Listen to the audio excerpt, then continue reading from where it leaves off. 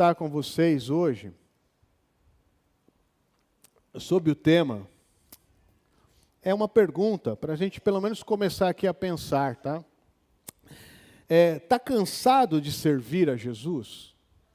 É uma pergunta. Será que você está cansado de servir a Jesus? Está cansado? E eu estava lendo aqui um texto bíblico e buscando, né, algo que pudesse mexer com a gente.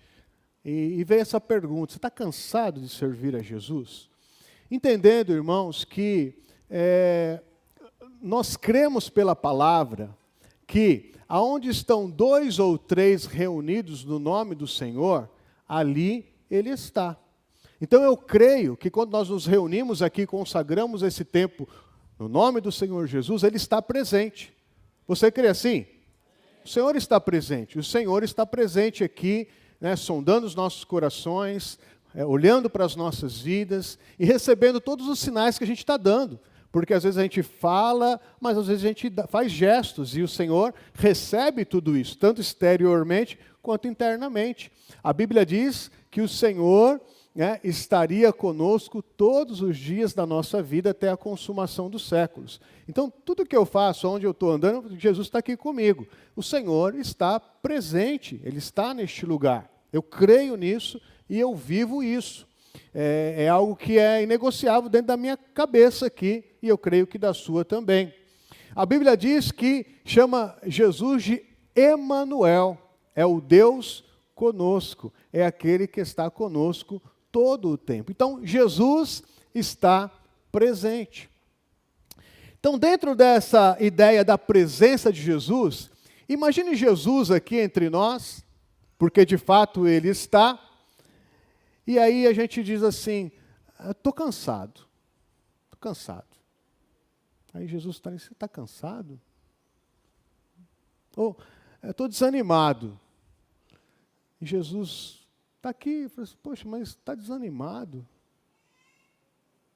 Jesus, aquele que abriu mão da sua glória, tomou forma humilde de servo, sofredor, pagou o preço de cruz, derramando seu sangue por favor de nós. Assim: estou cansado. Ou, coloquei aqui: eu não estou me encaixando na igreja. Imagina Jesus ouvindo você falar isso. Ele que falou assim: eu edificarei a minha igreja. Aí Jesus está edificando aí e fala: não estou me encaixando na igreja. Não estou feliz na igreja.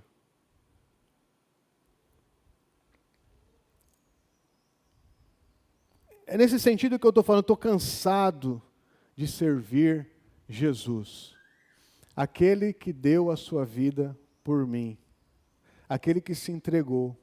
Toda essa linha de pensamento mostra que aquilo que está dentro de nós, o nosso ego, o nosso eu, a nossa carne, que a Bíblia chama de carne, o nosso egoísmo, está muito maior do que os propósitos de Deus. Está falando muito mais alto do que aquilo que Jesus fez por nós.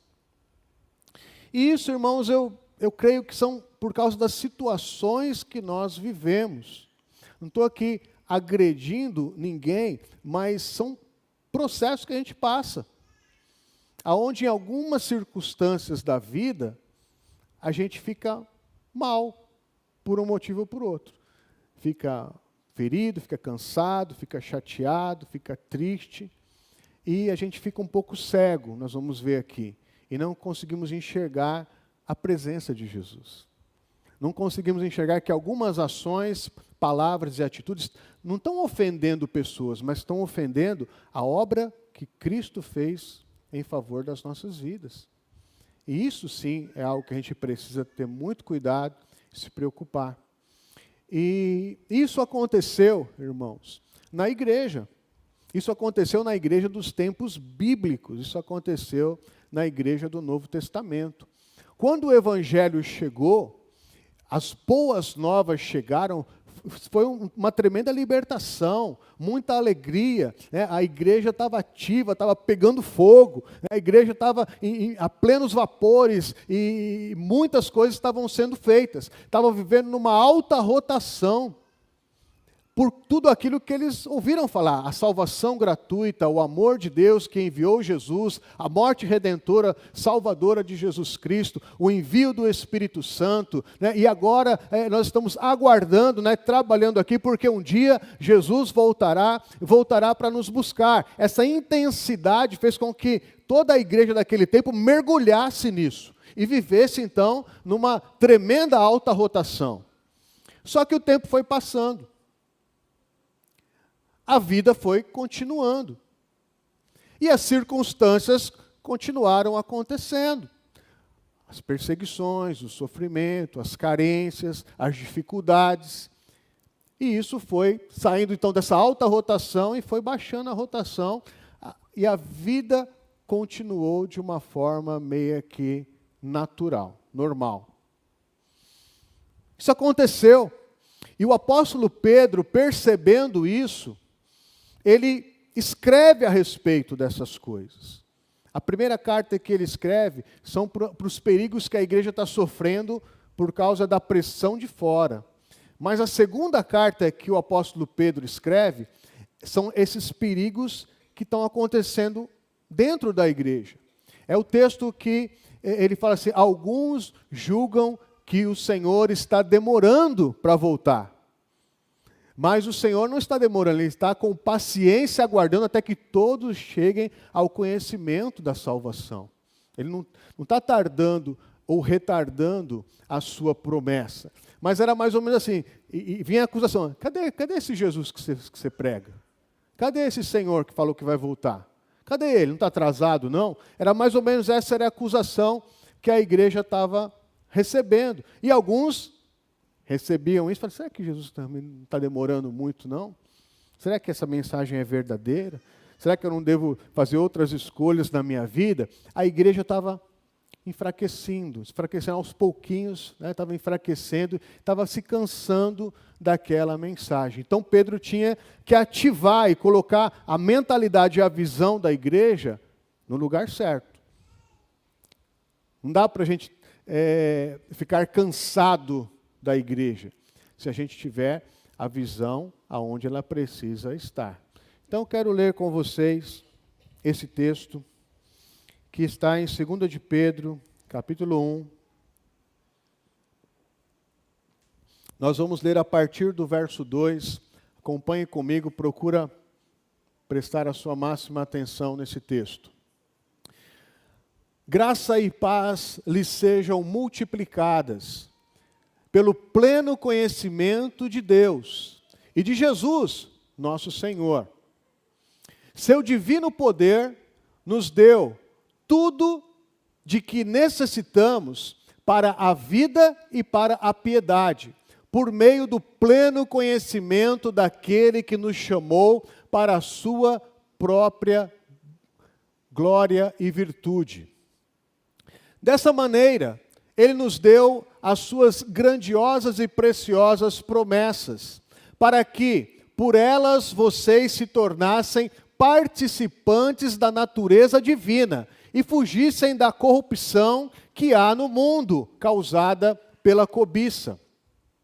Por isso mesmo, empenhem-se para acrescentar à sua fé a virtude, e à virtude o conhecimento, ao conhecimento o domínio próprio, ao domínio próprio a perseverança, à perseverança a piedade, à piedade a fraternidade, e à fraternidade o amor.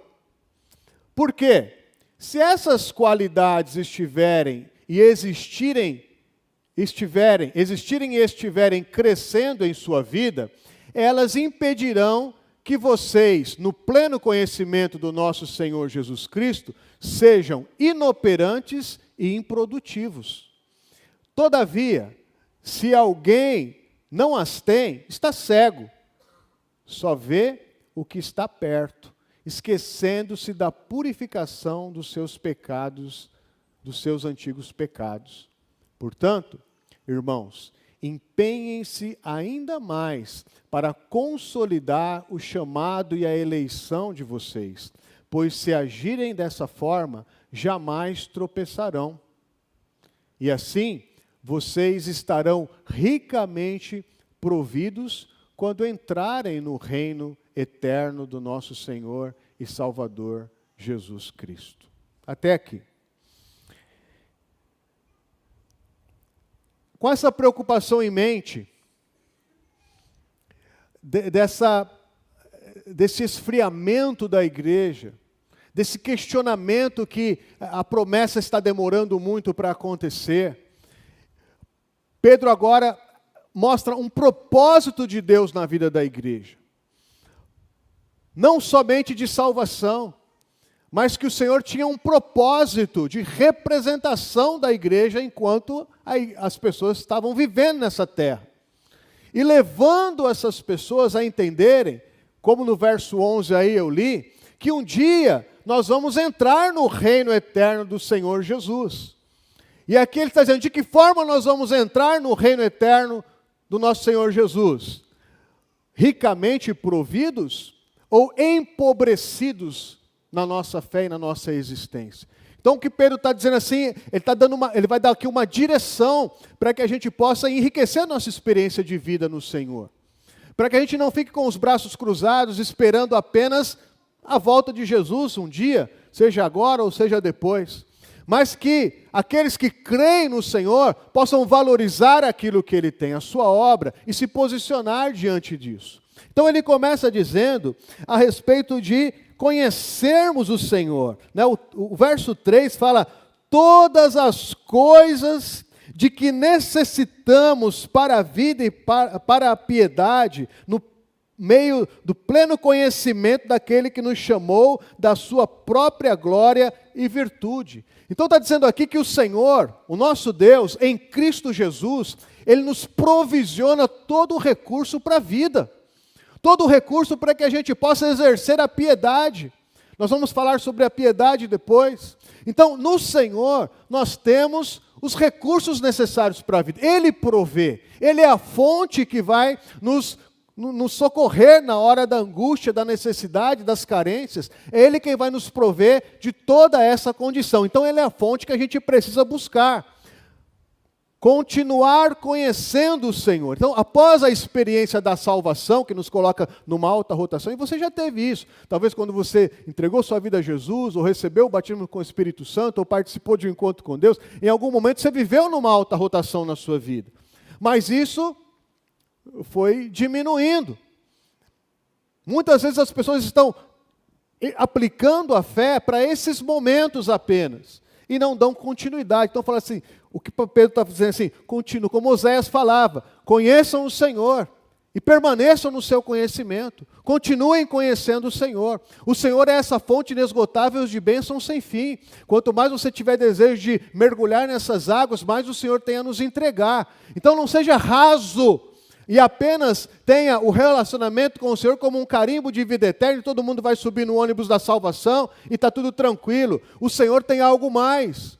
Ele tem algo mais profundo, é uma fonte inesgotável, e esse desejo de conhecê-lo é que vai fazer com que a gente saia do natural, e a gente possa atingir lugares novos, lugares diferentes, patamares espirituais que a gente ainda não alcançou. É isso que Pedro está começando a falar aqui com o povo ali que está precisando dessa carga de ânimo, de um propósito de vida. Quantas pessoas, depois de que receberam a salvação, perdem propósito da sua vida espiritual e se assentam nos lugares celestiais e cruzam seus braços. E não são capazes, né, de valorizar e produzir algo a mais na sua vida espiritual. E aqui no verso 4, ele trata disso de forma ainda mais clara, quando ele coloca duas coisas, ele coloca um contraponto em sermos participantes da natureza divina versus a corrupção que há no mundo. A corrupção que há no mundo é a corrupção que veio através do pecado. Quando o pecado entra no mundo, o processo da humanidade, o mundo jaz no maligno, o processo natural desse ambiente de pecado é a corrupção. tudo nessa existência, irmãos, vai se corrompendo com o passar do tempo. No tempo e no espaço, o processo natural de tudo que a gente conhece é a corrupção. A corrupção no sentido do apodrecimento, no sentido de estar saindo da plenitude e cada vez mais deteriorando, no sentido dessa deteriorização. Se você tem um alimento lá, uma carne, né, por mais que a gente tenha processo de tentar preservar aquilo, vai apodrecer, vai corromper, vai deteriorar. Se tiver uma fruta, uma maçã, em algum momento ela vai começar no processo, é a natureza dessa existência. É por isso que a Bíblia diz que nem carne nem sangue podem herdar o reino de Deus. É por isso que a Bíblia vai nos mostrar que é necessário haver um processo de tirarmos na nossa condição de corruptos para uma condição de incorruptos. E isso é o que haverá numa nova existência. Só pode estar diante da presença de Deus aquele que é revestido dessa incorruptibilidade. Então, é necessário algo a mais, porque o natural é o apodrecimento. Se você pega uma criança ingênua, e coloca ela nos ambientes da vida, nas escolas, nos ambientes da vida, você coloca, por mais que você queira proteger um adolescente, você coloca ele na sociedade,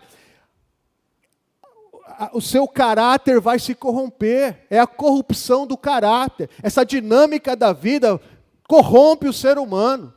O dia a dia, o estar por aí, se não houver uma intenção, se eu não for intencional em nadar contra a correnteza, o natural, se eu ficar com meus braços cruzados, o natural é uma corrupção do meu pensamento, é uma corrupção do meu sentimento, é uma corrupção. O nosso corpo, irmãos, está aqui, você está ativo, a cada ano que se passa, o nosso corpo vai se corrompendo, vai apodrecendo, vai estragando.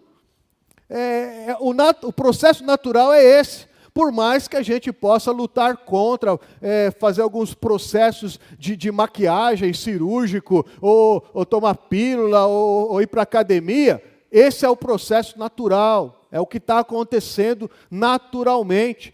Então nós precisamos entender que a proposta espiritual do Senhor é recebermos essa porção daquilo que é possível receber da natureza divina. Valorizar esse tempo nosso aqui na terra é poder receber o máximo daquilo que o Senhor pode transferir para a minha vida da sua natureza divina.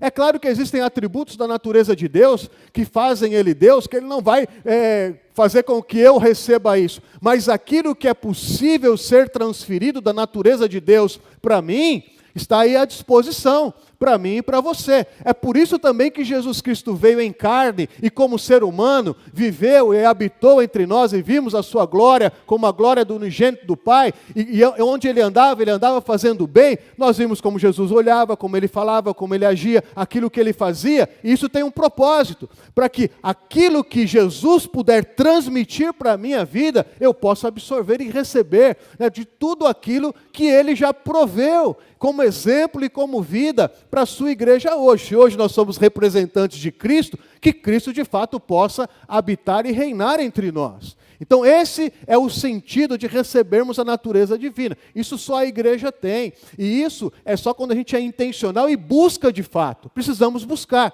E Pedro vai dar aqui o passo a passo para a gente buscar isso. Ele nos dá uma lista. Está acompanhando aí, irmãos? Está bem aí? Está com sono? Não? Para vir num culto do pastor Marcelo tem que dormir bem à noite. Porque eu sei que quando eu falo dá sono. Eu me esforço para isso, sabe? Para não dar sono, mas não tem jeito. É a minha natureza, né? Então, fica firme quando você vier no culto, sabe? Dorme bem, porque o que eu estou falando aqui são coisas importantes para a sua vida. O Pedro dá uma lista. E a Bíblia trabalha muito com listas. Por quê? Os livros, as cartas, eram escritas em rolos, né? Era muito caro, de pouco acesso. Não é como né, certo, agora a gente tem acesso aos livros, ou tudo está aqui na nossa mão, no nosso celular. Era muito difícil ter acesso a essas informações.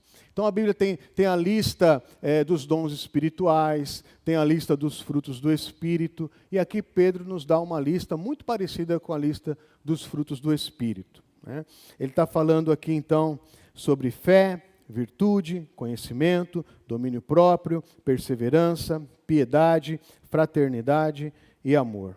Essa é a lista que ele nos dá. E ele começa pela fé. Por isso mesmo, empenhem-se, eu estou lendo aqui, acho que o verso 5. Por isso mesmo, empenham-se em acrescentar à sua fé a virtude. Então ele começa pela base da fé. Tudo provém da fé. Como eu digo, a linguagem que Deus recebe da humanidade é a fé. É pela fé que nós nos comunicamos com as coisas do reino de Deus. Não há outra base, outro alicerce para a gente colocar no nosso relacionamento com o Senhor que não seja a fé. Por isso ele começa aqui com a fé que vai sustentar toda essa construção. E essa construção que eu quero falar aqui com vocês, irmãos, eu quero colocar aqui como se fosse plantar uma semente. A fé seria essa semente que é plantada. E a partir da germinação da semente, as raízes começam a se espalhar ainda embaixo da terra. E depois do processo, começa a aparecer ali o talo e vai crescendo. A Bíblia fala muito sobre isso, até que venha o tempo da frutificação. Então tudo começa por uma semente de fé, plantada, invisível, pequena, aparentemente significante. Mas é pela fé que nós chegamos ao conhecimento da salvação. É pela fé que nós recebemos o Espírito Santo da promessa. É pela fé que nós cremos que o Senhor Jesus irá voltar. Então, é a base da fé que sustenta a nossa vida. Agora, essa fé, ela não deve ser aplicada apenas para eu crer nas promessas de Jesus. Porque isso fica muito claro dentro da igreja. Nós falamos muito sobre a fé para você crer nas promessas de Jesus.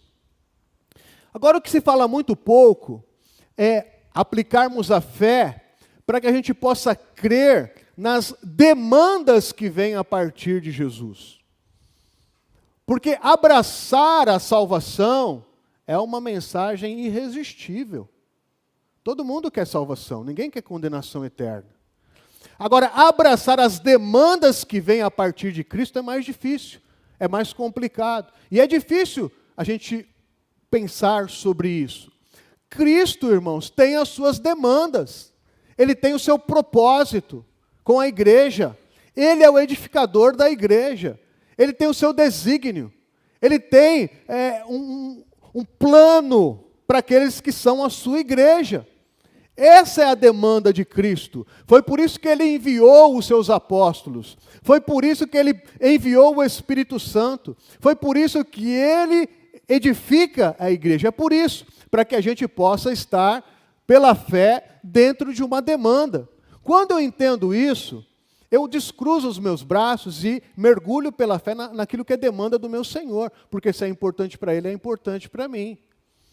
Porque se Ele tem um projeto para a minha vida, eu quero viver esse projeto. O Senhor, Ele nos salvou pela graça, mas de antemão, Ele já preparou boas obras para que a gente pudesse andar nelas. Então tem alguma coisa preparada para a minha vida. Essas são as demandas de Cristo. E o que Pedro está dizendo aqui para o povo que estava meio cansado é: Deus tem um propósito para você. Deus tem uma demanda para a tua vida. Aplica a fé nisso. Não fique descansando apenas na fé salvadora de Jesus Cristo, mas aplique fé nas demandas de Cristo, no propósito que Ele tem para a sua vida nesse tempo, nessa geração. Eu quero lembrar aqui um pouquinho dentro disso, da parábola das 10 virgens que você conhece, que Jesus contou, a história das 10 virgens. As 10 virgens, elas estavam indo de encontro ao noivo. A qualquer momento o noivo iria chegar. E isso remete à vinda de Jesus, à segunda vinda de Jesus, ao casamento, nas bodas do Cordeiro, a esse momento de encontro da igreja com o Senhor. Então, as virgens representam aqueles que estão no movimento da igreja. E o noivo representa o próprio Senhor Jesus. No início da parábola, as 10 virgens, elas têm a candeia acesa. As 10 virgens partem com a candeia acesa. Ou seja, aqui está dizendo que a provisão de Deus foi igual para as 10. Que o Senhor não reteve a sua mão. A parte do Senhor Ele fez. A parte que lhe cabe, Ele cumpriu. Ele não faz acepção de pessoas. As 10 tinham fogo. Tinham ali a candeia acesa. Qual foi a diferença? É mais ou menos o que está acontecendo aqui. Jesus, o noivo está demorando, está passando a hora. As imprudentes não tinham recurso, não tinham estoque. As imprudentes não tinham azeite guardado. As prudentes tinham reservas, tinham azeite guardado. E essas prudentes puderam então novamente acender a candeia. O azeite, nesse sentido, irmãos, representa o nosso lado da história. Nós temos recursos, temos reserva. Na hora que vier o fogo, porque a gente estava cantando aqui do fogo de Deus, a gente tem lenha para queimar, a gente tem combustível. A gente tem reservas de óleo para poder manter a chama acesa, porque Deus manda o fogo. Ele não retém, Ele manda o fogo sobre todos. Ele cumpre a sua parte. Resta saber se nós estamos cumprindo a nossa parte. Nesse relacionamento da fé, eu preciso aplicar a fé para poder fazer a minha parte na história. Eu não posso descansar. É claro que o projeto da salvação pertence a Ele, mas se Ele preparou uma história para mim, isso pertence a mim. Eu tenho que fazer um esforço. Talvez nenhuma analogia é completa, mas pelo menos nos dá uma ideia. Pensa em um homem muito rico, abastado, poderoso, com muitos recursos. E ele olha para o potencial de um garoto, de um rapaz, e diz: eu vou pagar a sua faculdade, eu vou pagar todos os seus estudos, eu vou te colocar na faculdade, vou sustentar a sua vida, até que você consiga o seu diploma. A parte desse homem, ele fez. Mas o rapaz, ele vai precisar fazer a sua parte agora, que é estudar, se empenhar, valorizar o que ele recebeu, até chegar o tempo da diplomação. Então eu creio, irmãos, e isso não estou falando sobre salvação, mas eu quero entender aqui, como é que eu vou chegar diante do meu Senhor? Como é que eu vou falar diante de Jesus? Falar assim: Jesus, eu estou meio cansado, estou meio diante daquilo que Ele fez por mim. Como é que eu vou chegar diante da sua presença? Eu creio, irmãos, que um dia eu estarei diante da presença do Senhor. Eu vou chegar empobrecido de experiências espirituais, raso, seco, sem combustível, sem nada para mostrar. Isso eu creio que é desvalorizar aquilo que Jesus fez pela minha vida. Então eu preciso, pela base da fé, começar a construir alguma coisa em Deus, para a minha história, para a minha existência. E aqui, já vai dar meio-dia. Eu vou atrasar um pouquinho hoje, mas fica firme. Aqui, irmãos, ainda existem construções baseadas na fé que eu creio que são raízes, coisas que estão lá, ocultas, que isso é um trabalho dentro de mim. Pela fé, a fé precisa fazer sentido primeiro para mim. Eu preciso construir valores aqui dentro. Eu não posso sair por aí. Tem gente que sai por aí querendo fazer a obra de Deus, mas ainda não construiu raízes profundas em quem Ele é, a sua identidade em Cristo. E só quebra a cara. Você vê um monte de gente por aí falando por um período da sua vida de Deus e depois se quebra todinho, se machuca tudo. Então eu preciso primeiro criar uma raiz dentro de mim. E aqui, alguns atributos dessas raízes é o que Pedro fala: virtude, conhecimento e domínio próprio. Virtude, aqui significa uma coragem, algo virtuoso, algo que me faz continuar crendo trabalhando, perseverante. Não é um ato heróico de salvar alguém, mas é algo que faz com que uma dona de casa que sustenta ali a sua família acorde toda segunda-feira, todos os dias e continue crendo firme. É uma coragem de continuar encarando essa virtuosidade de vida.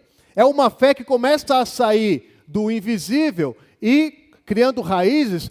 É um sentimento virtuoso. Talvez ainda não aconteceu nada, mas é um impulsionamento de coragem, de continuar acreditando e fazendo. Não é sair de um ponto de covardia, porque uma fé sem essa coragem, essa virtude, é uma fé covarde, que não produz nada. E partir para ação, uma fé frutífera, produtiva. O conhecimento. Irmãos, como isso é importante, não o conhecimento místico de revelação, mas eu estou dizendo aqui porque esta palavra diz que é um conhecimento de andar com o Senhor. É um conhecimento de conhecer de fato o meu Senhor dia após dia. Se eu o represento nesta terra, eu preciso caminhar com Ele para saber como Ele é. É o conhecimento de saber como Jesus olha, como Jesus ouve, como Jesus fala, como Jesus age, como Ele é, como Ele reage diante das situações. É um caminhar com o meu Senhor. Isso eu vou construindo. Eu tenho que ter coragem, ser virtuoso, sabe para fazer o quê? Chegar amanhã, em plena segunda-feira, e abrir a minha Bíblia para conhecer o meu Senhor. Isso é ter coragem, é ser virtuoso, é ter fé naquilo que Deus tem como uma demanda para mim. Eu quero conhecer aquilo que o Senhor tem para mim. E talvez muita gente está com o braço cruzado hoje, está infrutífero e improdutivo, porque é incapaz de ter coragem de abrir a sua Bíblia e ler, para conhecer o Senhor, para prosseguir no seu conhecimento. E domínio próprio, tudo isso está dentro de mim ainda. Eu preciso ter uma coragem, eu preciso acordar todo dia de manhã e encarar os desafios que eu tenho para a minha vida. Isso é ser virtuoso e ter coragem, por mais que seja difícil levantar e continuar. Eu preciso conhecer o meu Senhor, eu preciso mais dele e menos de mim. Eu preciso que Ele se revele, que Ele apareça e que eu diminua. Eu preciso que o Cristo em mim, como esperança da glória, possa se manifestar. Então eu tenho que conhecê-lo. E eu preciso aprender a lidar comigo mesmo. Domínio próprio nesse sentido literalmente significa capacidade de enfrentar-se consigo mesmo. É se encarar todos os dias da vida e saber quem você é. É olhar para o espelho e saber de fato quem você é. É olhar para dentro de si e conhecer os seus impulsos, o seu coração. Quem é você? E dominar, porque você fala, isso aqui não tem nada a ver com o meu Senhor. Esse cachorro bravo que está gritando aqui dentro de mim não tem nada a ver com Jesus. Eu preciso dominar isso dentro de mim. Isso é ter domínio próprio. Irmãos, há uns 15 dias atrás eu decidi que eu não vou comer mais açúcar. Por uma questão de saúde. E agora a gente está no momento também do jejum, do encontro com Deus, fica mais fácil. Açúcar é industrializado, né? Porque uma fruta tem açúcar, né? Não é isso que eu estou dizendo. Mas sabe, docinho, café com leite, refrigerante, essas coisas que vêm no dia a dia, está no dia a dia.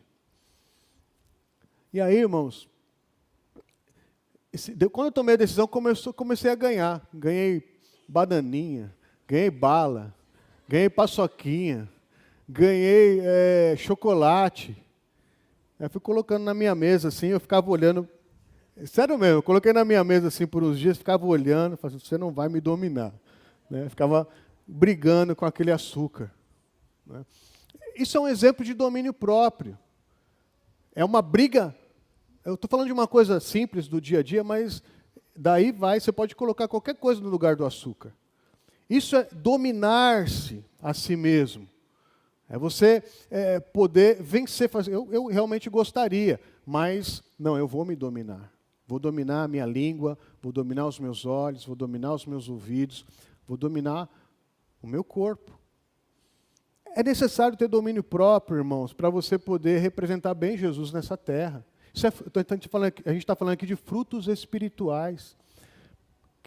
Isso leva um tempo, eu preciso desenvolver isso na minha vida para eu poder bem representar o Senhor, porque senão a gente não consegue.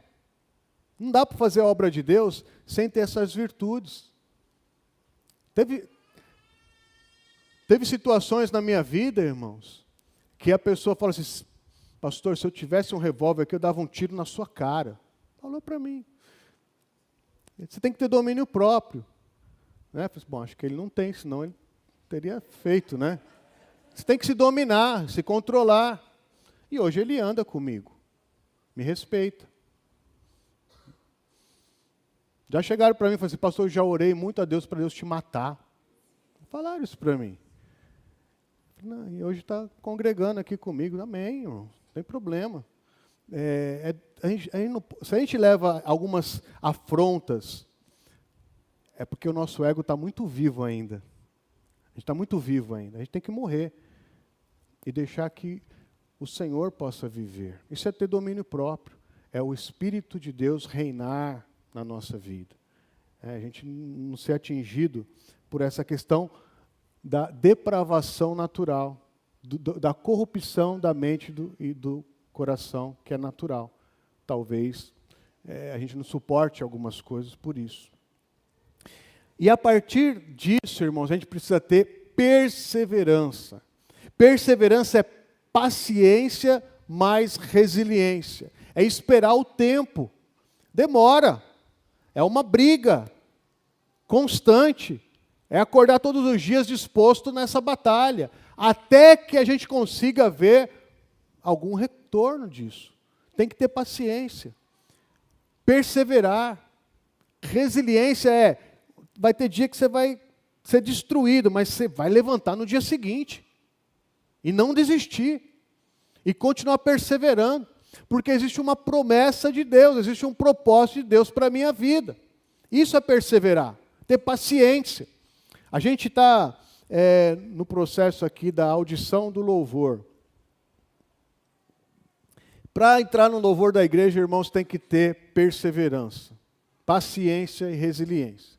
Não é que nem qualquer lugar lá que você chega e sabe cantar. Não, sobe aqui, canta aqui. Porque essa pessoa não tem todas essas bases que eu falei, ela vai se estragar, vai se prejudicar. Isso é para preservar as pessoas. Então a pessoa passa por um processo. Faz inscrição. Depois a gente vê quem é, manda um vídeo cantando ou tocando. Faz uma classificação, um filtro. Aí chama algumas pessoas, né, para poder se apresentar aqui, ao vivo, aqui diante do pastor, do pessoal da equipe. E depois, que a conversa que nós tivemos ontem, é comigo e com a equipe, para avaliar. E aí depois que se passa por todo esse processo, a parte técnica, e aí entra a parte espiritual e ministerial, muitos são convidados assim, agora você vai ser estagiário da nossa equipe. Tem que ter paciência, você vai ser estagiário. Nós vamos agora te observar, se você vem nos ensaios, se você participa da igreja, se realmente é sério com Deus, né? Se você está aí disposto a aprender, desenvolver, porque você não está com essa bola toda ainda, você precisa melhorar. Então tem que ter muita perseverança. Quem chega até aqui e canta, é porque passou por esse processo e está um pouco mais preparado para poder abençoar a vida das pessoas. Isso é ter paciência, perseverança. A partir daí, a lista que Pedro dá, ela é mais externa, de ações, de frutos. Piedade, fraternidade e amor. O tempo não dá para entrar em todos os detalhes, mas aqui é aquilo que exterioriza. Então, piedade está muito relacionado com atos práticos de amor para com o meu próximo. Eu estou bem com Deus, então eu estou bem com o meu próximo. Independente da fé, se ele acredita ou não, são as pessoas que estão lá fora. Fraternidade são os meus atos de piedade, de amor para as pessoas de dentro. É o amor entre os irmãos, é servir aos irmãos aqui na casa do Pai. Então, tudo isso está relacionado com produtividade, com frutificação, com aquilo que eu estou fazendo tanto lá fora, na minha vida do dia a dia, quanto aqui dentro nos meus ministérios da igreja. Essa é a expressão de amor. Aí eu estou preparado para poder expressar esse amor, que é, irmãos, o propósito do Senhor para a nossa vida. Eu quero expressar isso durante todos os dias da minha vida, exercer essa piedade. Aonde eu tiver uma oportunidade de fazer a diferença, eu tenho que estar preparado para fazer essa diferença, essa frutificação. Então é muito mais do que um conceito, mas é de uma forma simples, servir o meu Senhor. Eu estou aqui para isso. O verso 8, já vou caminhando aqui para o final, diz assim, o verso 8 fala assim, porque se essas qualidades existirem crescendo, por isso eu falei da árvore, né, na sua vida, elas impedirão que vocês, no pleno conhecimento do nosso Senhor Jesus Cristo, sejam inoperantes e improdutivos. Então o desejo de eu cultivar pela fé todos esses atributos é para que eu seja operante, tenha uma fé que opere, que realize, tenha uma fé que frutifique, que dê frutos. Esse é o desejo da Bíblia para a minha vida, da palavra de Deus para a minha vida. O Senhor, eu não posso ficar infrutífero, improdutivo. A gente vê isso, muitas pessoas não conseguem dar continuidade, desistem pelo caminho, caem pelo caminho e têm uma vida improdutiva, infrutífera. E muitas vezes vão ficando cegos para isso. Por isso que no verso 9 diz assim, todavia, se alguém não as tem, está cego, só vê o que está perto, esquecendo-se da purificação dos seus antigos pecados. Então, a pessoa vai ficando cega para essas questões espirituais, e a Bíblia fala que só enxerga o que está perto. Só enxergar o que está perto é a miopia. Eu enxergo aqui o que está perto, mas eu sou incapaz de enxergar o que está longe. Eu estou cego para o que está longe. Então o que está dizendo? Eu só consigo ver o aqui e o agora, o que está próximo de mim. Então, eu preciso ser feliz, eu preciso conquistar, eu preciso descansar, eu preciso disso, eu preciso daquilo, é o que eu estou enxergando para mim. Eu tenho direito de ser feliz, e não consegue enxergar lá longe o que Deus tem para mim, a vinda do Senhor, que um dia eu estarei com Ele face a face, a promessa bíblica de eternidade com o meu Senhor. Isso a gente pode aplicar para todas as coisas, irmãos. Vamos pensar no casamento? Casamento. Eu só enxergo aqui agora. Não, eu preciso ter prazer, eu preciso ter alegria, eu preciso ser feliz na minha vida. Eu preciso. Aí, o casamento, eu vou ter que perseverar muito, eu vou ter que continuar sendo resiliente, tendo paciência, né? E não consegue enxergar que lá na frente, Deus tem uma promessa para a aliança. E aí quebra, porque precisa ser feliz. Então, está dizendo aqui que essa é a corrupção que a gente vê aí. As pessoas estão se corrompendo, mesmo dentro das igrejas, porque são cegas para as coisas espirituais, só enxerga a si mesmo, enxerga o seu umbigo, né? Enxerga aquilo que é o seu egoísmo, e abre mão de tudo aquilo que é promessa de Deus para viver uma circunstância do aqui e do agora. Essa cegueira, ela só é quebrada quando a gente passa o colírio do Espírito Santo e consegue enxergar o que Deus tem para nós lá na frente. E é como ele termina aqui o texto, porque no verso 11 diz assim, e assim vocês estarão ricamente providos quando entrarem no reino eterno do nosso Senhor e Salvador Jesus Cristo. Então, assim como eu disse no início da palavra, creia que o Senhor está presente, eu quero dizer, pela palavra, creia que um dia nós vamos entrar no reino de Deus. Como diz aqui no verso 11, no reino eterno do nosso Senhor e Salvador Jesus Cristo. A preocupação de Pedro é que a gente entre com riqueza, provido de riqueza. Então, como eu vou entrar diante da presença do meu Senhor? Empobrecido? Um coitado? ou vou entrar de uma forma triunfal, trazendo as riquezas, valorizando o dom da vida, os dias nessa terra que Ele me deu? Essa é a decisão que eu estou propondo aqui para você, porque eu sei que não é fácil. Todos nós aqui temos as nossas dificuldades. Muitos aqui dizem, eu preciso melhorar a minha saúde. E eu sei que para melhorar a minha saúde eu preciso fazer exercício físico. E aí chega a segunda-feira, você recua. Continua improdutivo e inoperante, você não opera. Jesus não vai pegar na sua mãozinha para algumas coisas na vida.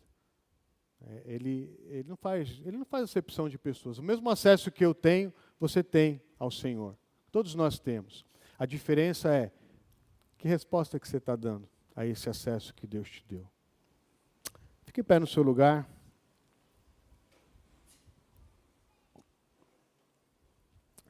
Feche os teus olhos, nós vamos orar.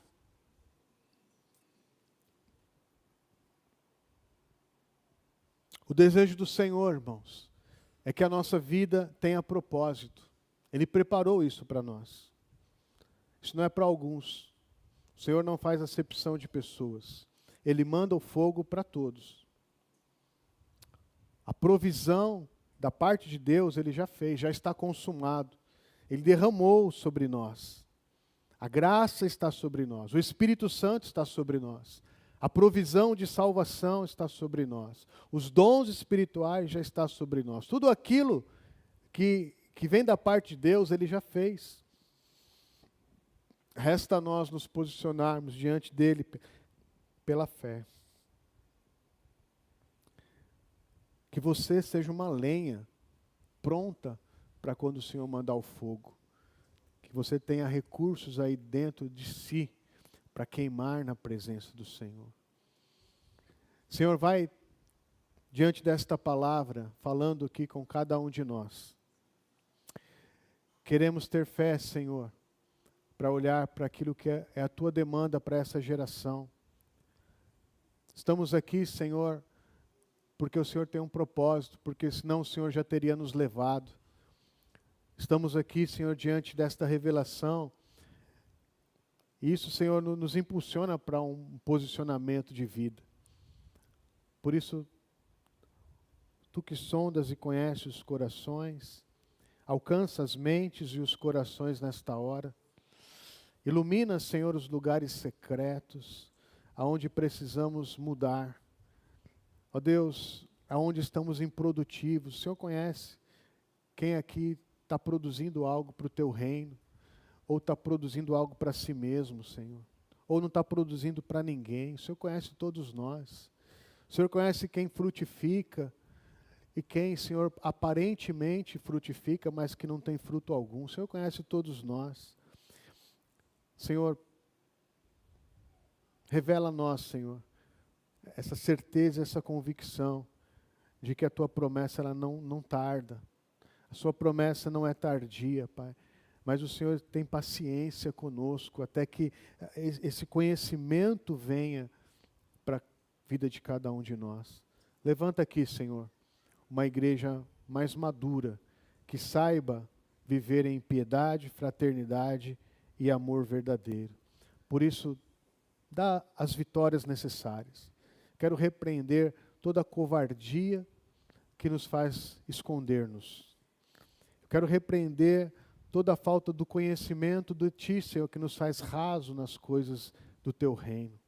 Eu quero repreender, Senhor, toda a falta de domínio próprio que nos faz ser, às vezes, instrumentos do diabo nesta terra. Eu quero Te pedir, Senhor, que o Senhor levante aqui homens e mulheres que possam ser a própria expressão do Senhor nesta geração. Faz isso, Senhor, que possamos acordar diferentes na segunda-feira, dispostos a honrar o Teu nome, como Ele merece ser honrado, em nome de Jesus. E a graça salvadora do Senhor Jesus Cristo, o amor de Deus, o Pai eterno, as doces consolações do Espírito Santo de Deus estejam sobre nós e sobre todo o povo de Deus espalhado entre as nações, hoje e sempre. Amém. Deus abençoe, tenha uma semana de bênção, tenha uma semana de vitória. Em nome de Jesus.